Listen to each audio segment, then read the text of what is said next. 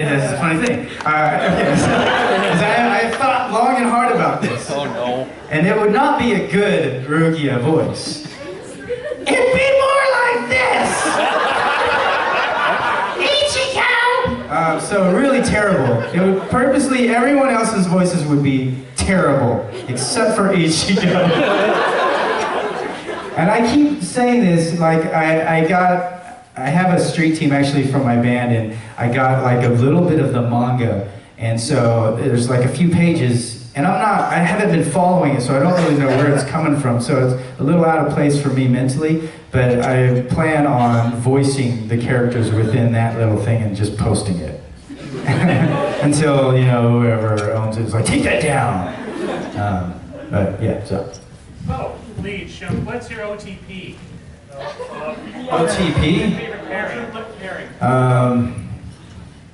Oh god. Not this. Let's see. Ichigo and... Another Ichigo? Hello, Ichigo? You're so full of yourself. I know. Oh, me. I don't know, you know, because... And that's... One of the things I wanted to see happen too is like a little more something in there. Like I feel like Rukia is mentally kind of equal to him. Orihime not so much. Also, she can't really cook. But her plus is that she's like human, and Rukia was, but she's like a dead chick. And it's like dead body, so that's kind of gross. I've thought about this quite a bit actually. Right, maybe too much. Yodoichi is like a dude cat. That's kind of, you know, I don't know, it's weird. So, I don't know. Who would you choose? See, I only know. Oh, well, you're going to ask the question. All right. You need to know the answer yourself. You look like the kind of guy to be like, Renji and Ichigo. Just kidding. Okay, make an improv request. An improv request? Yep. I guess. Reluctantly. Drunk Nero. Drunk Nero? Drunk Nero.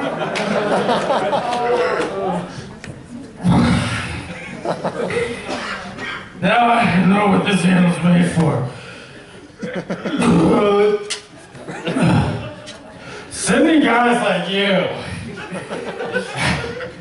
What the hell? Alright, they're drunk. Drunk now. He's not a very good fighter either. Yeah. When you were working on Disgaea 3, what was your favorite line with Almaz and Mr. Shampoo? I don't know. That was so long ago. I don't remember. I hardly even. In fact, when it came out, I had forgotten about it completely. And somebody had brought me the game, Disgaea 3, and they're like, "Oh, you signed this?" And I was like, "I don't think I'm in that." I didn't recognize it. I'm like, am I on it anywhere? And they're like, "Yes." And they had to prove it to me by showing me a clip on YouTube. I was like, "Oh yeah." It was all a blur. I don't remember any actual lines from it. I just remember he was super goofy, and Vic was like the main person in there that didn't treat me right. Is all I remember. Right. So I don't remember. Sorry, I don't really recall. The thing is like when we go in, like you get to experience the game when you're playing it, and you get to live it. For me, it's like. And it lasts for however long it takes for you to beat the game, right? For me, it's like 4 hours, you know? It's like 4 hours, I go in, I don't have the script ahead of time to memorize any lines or know anything. I walk into the booth, got 4 hours to finish this, and it's like, bing, you're done, all right, get out of here. And that's about it. So I don't really recall anything, unless I come back again and again, you know, like, Bleach. And things like that. Then it's like I know more dialogue. So sorry about that. Too much. Yes.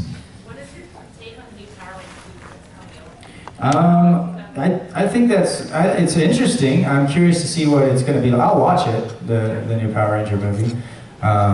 So I think it's cool so far. I mean, it looks cool so far. At least I don't know about the Rangers themselves. I'm not familiar with the stuff that they've done, but you know, if it's true that Bryan Cranston is Zordon, like, yes, that's freaking awesome. I just want to see his floating head, you know? Yeah, I'm curious to see it. The suits don't look as cool to me though, but I'll still watch it, you know? Yeah. So you voiced a hero as in Bleach, like Ichiro Kurosaki from Bleach. You voiced an anti-hero Lelouch, and you've done a complete psychopathic child murderer in Ryunosuke from Fate Zero. I hate that guy.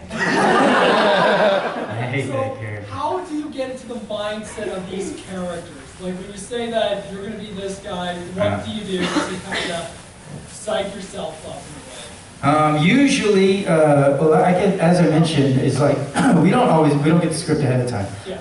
So all we have is like either a memory from the audition, or we go in and then the director tells you about the character. This is who you are. And I remember Ryunosuke, when I went in there, Tony Oliver's directing it, and then I go in and he's like, all right, so here's the thing about this guy. He's a murderer, mostly children. And I was like, ugh, really? And then he's like, yes, and he really likes it. It's like his art. And I was like, that is disgusting. I was like, I don't know if I can play this character. And then as I'm going through the dialogue, I'm like, I hate this guy. And then I really had to step out of that. And I even was telling Tony, I was like, man, Tony, you gotta give me a second, because I gotta find my place in this, because all I can think about is how much I hate this person. And he's like, yeah, you just have to forget the fact that it's children and just truly imagine that you are a painter and you are painting and this is your art. And I was like, yeah, I guess so. But I had that still in the back of my head. But that's what I had to go with. It's just like, ignore it. I was like, Johnny, it's an anime. Don't worry about it. And so, yeah, I just had to like turn that, I don't know, my conscience off for however long that session was. And to be that character. So you just find a way to relate, you know, you have to find a place to relate to the character.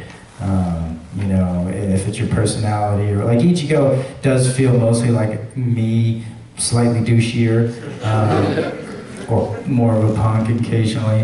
So you just find a way to relate to those characters, yes. I'm sure that given how long you've been in voice acting, you're more familiar with the Bridge series. Have you ever first seen a certain Bridge series called Code Vex, which is done by Purpleized WTS? And if so, what are your thoughts? I have not, but everybody keeps telling me about that. Yes! You gotta check it out? No. Alright. It's worth the watch. Okay. It's like a complete spook. Is it? Okay. Alright. I'll have to check it out. Yes. My question is a bit two-part. So first, you played many brands of flavors like hero. You played the stand-up guy. You played the flavor ambassador, just like Lelouch. Stand-up guy, kind of like Yunark comic persona before. Which type of hero has been your favorite play so far? And my second question is, how is like doing these two roles, or two roles that you say talk yourself, like you and the Dodge and so forth? So how does it feel to do? What's it like talking to myself? It's very weird, but I do it all the time. Okay, so the first question is like, what kind of characters do I enjoy voicing more? What sort of hero do you enjoy playing more? The more stand-up guys, Or the anti-hero? You know, it depends on the role, really. Because sometimes the stand-up hero or the straight hero is a bit done to death, you know, and there's not as much, you know, backstory. If there is, there's a lot of emotion and it's fun. But if it's just like, he controls a giant mech with this special necklace, and it's like, there's 1,000 of those anime, you know, of that, you know, alone. So if there's enough depth and emotion in the character, you know, it makes it fun. So it really depends on the character. A lot of times bad guys are more fun. Anti-heroes are a little more fun because they're a little more reluctant to do good at first. Yeah, so. And the second question was, what's it like to voice? Yeah, well, I think the first time I did that was Ichigo and like his hollow Ichigo, the inner self, you know. That was the first time that I did that, and it was interesting, you know. And there's a slight voice change on both those characters. And then my Ichigo's a little, hollow Ichigo's here, and regular Ichigo's a little more here, you know. And that way is fine. But with Persona 4, when I went in to work on the game, first off, it was Persona 4. I had never heard of it before. And so I was like, this is part 4? This is ridiculous. Nobody's going to play this game. And so I go in, and all I knew at the time at the start of the session was that I was voicing Narukami, so the protagonist. I was voicing Adachi, not the protagonist. So I only knew Adachi, and so I didn't think about voicing any other characters, and so I didn't limit my range. I was just like, I'm gonna do whatever feels comfortable.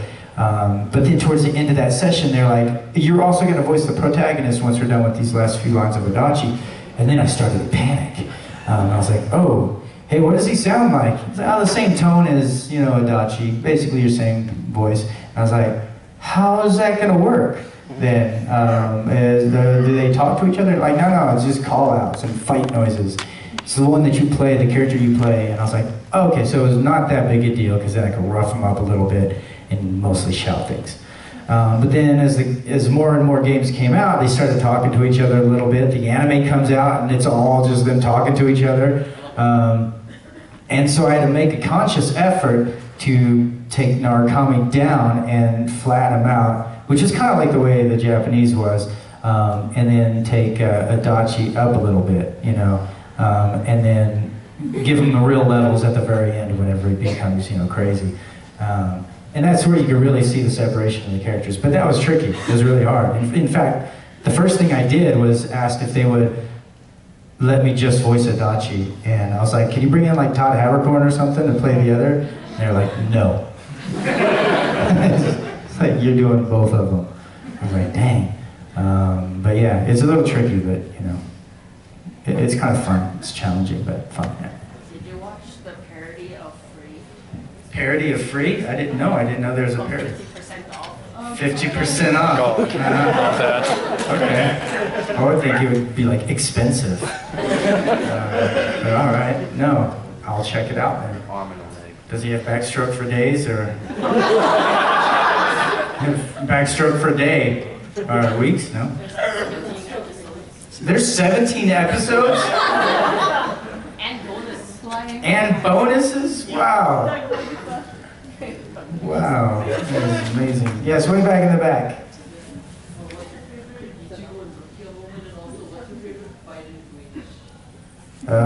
Favorite fight in Bleach? That's tough, man. Probably the first time Ichigo fights Byakuya. You know, that was probably, at least for me, the coolest one. Especially the first coolest one. Favorite Rukia moment in Ichigo? I mean, that first moment where he becomes a substitute Soul Reaper is kind of cool.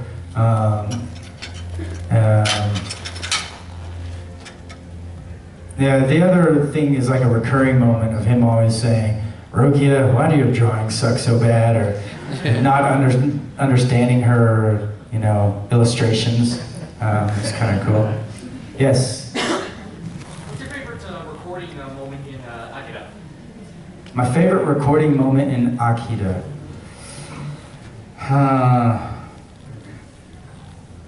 I mean, shouting Tetsuo forever was kind of fun.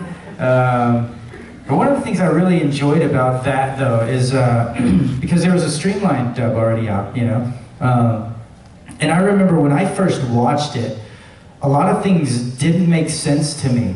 And like it was kind of confusing, and not that it was much better when we did our version, but there are a lot of things that like the original Japanese director wanted to see done or have done differently from the original one. And one of the things that really stuck in my head was, and I didn't even realize it until I started working on it, was like it's a Japanese custom, I guess, to burn the things of a person that has died or whatever, so that they can have those things in heaven.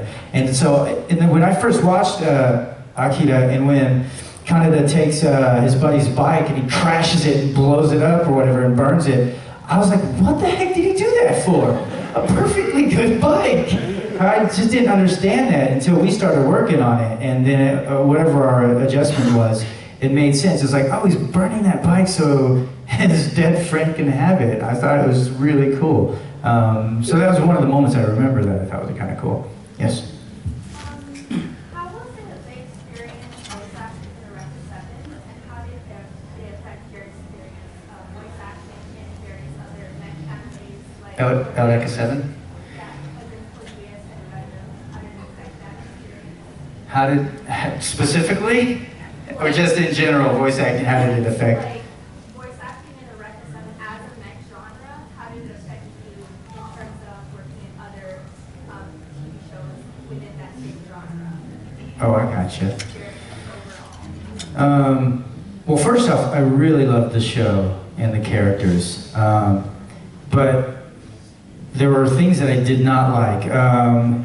So I'd been working at the studio, and they had already been working on the show that said E7, right? I wasn't a part of it, you know, I had just seen it in being recorded in that booth, and I was always somewhere else. And this had gone by for a couple weeks, and then I get an audition for the show. So I go in, I audition for this character, Renton, and then I get a call, and they're like, all right, you have the part for Renton, but here's the deal. We've been working on it for a few weeks now, and they were not happy with the voice. And they want it to sound younger, and they chose yours. And so I found out who was doing it originally, and this person totally could have done a younger voice, but there was miscommunication from, I think it was Bandai America and Bandai Japan. Bandai America wanted it lower and deeper, but then Bandai Japan, once they heard it, they were like, no, recast. They didn't even give him a second chance, which he would have done perfectly on it. So fortunately for me, I got to come in. The bad thing was that Bandai America was so afraid that I would get recast, you know, or that whole situation would happen again, that everything that I was doing, they kept saying, can you make him sound younger? Can you pitch him up higher? And so for me at the beginning, I was like, I feel weird about it. Like, I'm okay doing it, but it's gonna sound really whiny, you know, because if you pitch yourself up too high and leave it there, then you have no range, you know? And so that was my only fear, and I kept mentioning it to them. I was like, I'll do it, but it's gonna feel a little whiny, you know? I mean, it'll be okay, I guess, but we'll see. And so, you know, when that first DVD came out, and I had been mentioning this, like, I don't feel comfortable up this high all the time. Can I come bring it down? No, pitch it up. That first DVD came out, was like, great reviews, except for one thing. Johnny Yong Bosch's voice sounds too whiny. And I was like, oh, I was devastated, because my whole, like, inside, and as I was telling them the whole time, let me come down a little bit more. Like, not every single line needs to be up there. But they're no, because they were afraid. I understand why they did it, but their name wasn't out there being ripped apart. It was mine, which was very frustrating. So after that, then they were like, well, okay, well, you can use the range now. So that was a big lesson for me, going into any role, is like to know myself and what I'm comfortable with, and to not be afraid of losing the job. Because I would rather have lost the job, you know, and not done that, than have people think that I ruined it, you know? And I was just devastated by that, you know? I was like, man, I need to do what feels right to me, otherwise I'm just not gonna be happy. And so from that point on, I was a little bit more of a stickler, for future shows, you know, and it's cost me some jobs. And sometimes I speak my mouth a little bit too much, you know, when I go into a role and they're trying to fish for or shop for a voice. You know, they do that a lot earlier on, and there's been a couple times where I've said, I don't think I'm right for this, just because I don't want to be ripped apart later. So anyways, not that I have any hard feelings about any of that. I completely understand. I just didn't want that ripped apart. Anyways, so that show specifically changed my perspective and how I approach things. Now, as far as mech and other mech anime, it didn't really affect me too much. I didn't really think about it. I loved the show and the characters, especially where